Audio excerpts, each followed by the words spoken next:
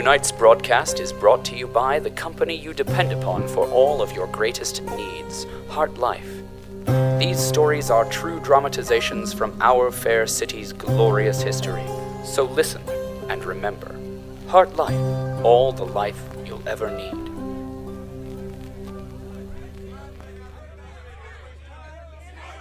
Food, shelter, meaningful work, human contact. Every need a policy may have, all are provided by the corporation. Heart Life even addresses the ancient human yearning to elevate gods. For what power could be more divine than the company? Individual humans, however, are not always as forward-thinking and benevolent as Heart Life. Rogue policies have been known to unlawfully elevate themselves by playing on their contemporaries' primitive desire for salvation and guidance. Here, in the very center of our fair city, a man has appropriated official resources, and with his ill-gotten power has assumed the mantle of protector. Vice President Davenport now approaches the central power station, unaware that he is about to confront the public's chosen messiah. Hey! Excuse me, one side. Watch it, buddy. Vice President eye. coming through. Ow! Mister, do you have any... Move, you animals! You there, officer, stand aside. Hey, Roman, this guy telling you to stand aside? Why, yes, Flint, I think he is. Well, isn't that funny? Do you think he sees the line of sick and hungry people waiting to be let in? Don't see how he'd miss the line, Flint. All right, you street-safe goons, I get it. You're here to protect the power station and you're not supposed to let anybody in. But if you knew who I was, you wouldn't be playing these little games. We know who you are, Vice President Davenport. Good! Then move aside. I have business in there. Let me finish. We know who you are, and we don't care. No one gets through this door unless they have permission from the Switcher. You have permission, Davenport? The Switcher? People call him that now? That's the boss. They say he's got no given name anymore. He renounced his policy number. This is ridiculous. Let me in there this instant, or I'll... Hey! What'll you do, Davy? Oh, come on, Roman. Don't grab the tie. You want to get through to these suits, you gotta twist the arm. They're real sensitive about their arms. Oh, the arms, huh? Really? Yeah, watch. Ah! See? Now you can lead him around like this and hit his head into stuff. I'm warning you. Ah! Still want to go through the door, big guy? Ah! Not like that, Davenport. You're gonna use the handle, blockhead. Let me go! Ah! Go, you moron! Ah! Trying to help. Flint, Roman, is there a problem out there? No, sir. Vice President Davenport is here. Well, I'm sorry, Mr. Davenport. If I knew you were coming, I would have found some babies for you to eat. I don't. Why do people keep saying that? Want me to get rid of him, sir? No, he can stay. I'm coming out. You think the Switcher saw all that? I don't know. Was it excessive? I say if it feels good, do it. I like you. There you go, Davy. Good as new. Here's your hat. Thank you. It's the Switcher. It's really Everyone, please be patient. This suffering will not last. Fresh air will be back on tonight in this corridor, so bring your families. Until then, please, comfort each other as best you can. Davenport. Switcher? Let him go, boys. I think the Vice President will behave himself today. Yes, sir.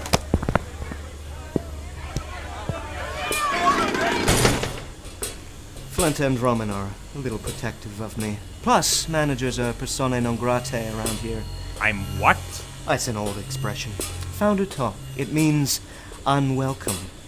You know, you're not the first suit to try to shut our operation down, though you are the first to be allowed inside. Your operation.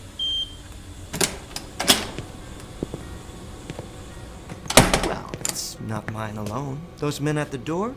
Street safe officers. The genius that sent them to arrest me didn't count on them having family in the hospital.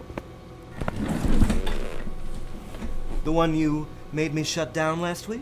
I remember. In fact, most of my team are people who have lost loved ones because of your power distribution guidelines. You're lucky that you made it through the line in one piece. Have a seat. I won't mince words with you. My job is to fix this energy crisis, and to do this, I need the full cooperation of all Heart-Life policies, including yourself. We've been over this. Have you ever considered maybe you're in the wrong line of work? No. Now, I understand that in spite of my last coaching session with you, you've resumed routing power to non-priority sectors and unessential departments. Oh, yes, like, residential air treatment. And I've tolerated your shenanigans because management has learned to compensate through conservation of our resources. It has not been pleasant. I'm so sorry. But to despite hear your childish crusade on behalf of the huddled masses, I am not here to enforce the guidebook's power distribution. Things schedule. have changed, Davenport. Yes! Things are getting hard, but with your help we can resolve this crisis. All I need is a significant electrical load delivered to one laboratory. This will power a device, a reactor, which will get us back online. Right. And mole people look pretty in a dress. This is not about mole nighties. What? Switcher, I know that I can't order you to do this, at least not right now. So I'm here, asking you to do the right thing. If not for me, then for the company. Don't try to appeal to my sense of corporate obligation. Look at you, Mr. Vice President of Human Resources. A week ago, you would have had your goons drag me out of here and throw me to the wolves, and now, what? We're equals? No, you're scared. And it is terrifying, isn't it, losing power? Well, you've lost it, Davs. So for the first time in your life, you try managing a problem person to person, but you are not a person. You're a policy, a check in a column on a spreadsheet. And you're a criminal.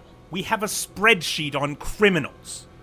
How long do you think your little operation is going to last? What's criminal is Heart-Life's treatment of its people. Before we were policies, we were people. And people help each other. I help. I save people. Have you ever saved anything besides your own assets? I'm offering you a lifeline, and this is the cooperation I get. We're working towards the same thing, you little ingrate.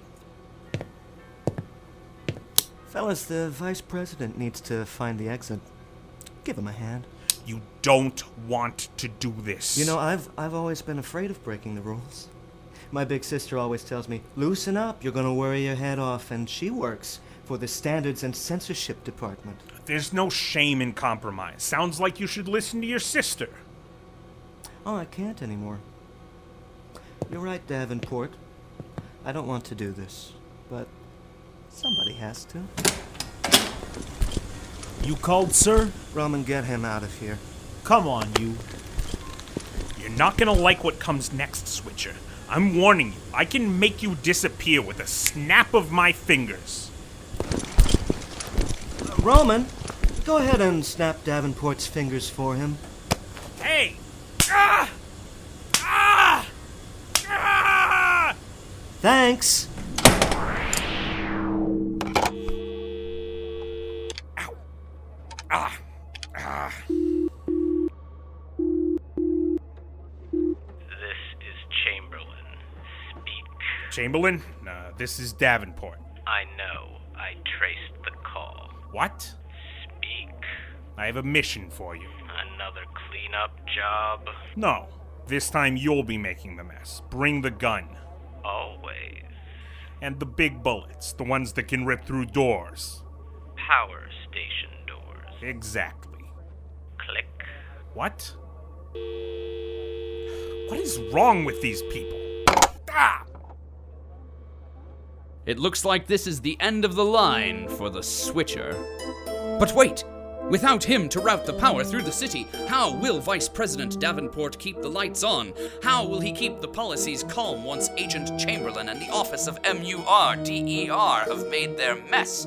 Find out as the story of our fair city continues.